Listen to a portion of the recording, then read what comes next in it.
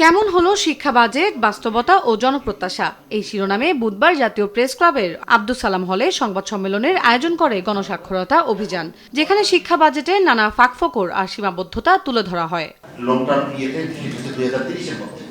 Budget বরাদ্দের ক্ষেত্রে অংশীজনদের মতামতের গুরুত্ব দেয়া জরুরি বলে মনে করে গণসাক্ষরতা অভিযান।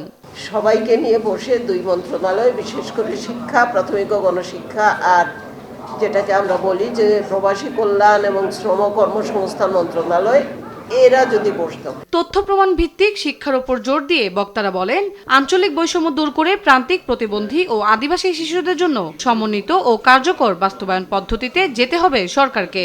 Expert non formal education in deprived and hard to reach area such আপনার টি গার্ডেন চোরহাওর এরিয়া, এগুলোর জন্য আমরা নন ফর্মাল এডুকেশনটাকে লং টার্মে প্রজেক্ট আকারে নিয়ে আসা, যেটি পিডিপি 5 এর সাথে অ্যালাইন করার কথা বলছি।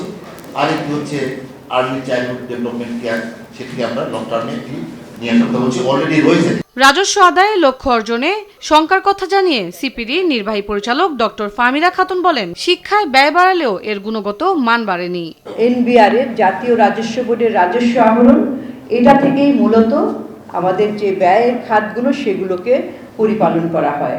তারপরেও দেখা যায় যে আমাদের অর্থের সংকুলান হয় না, তারপরে একটু ঘাটতি রয়ে যায়।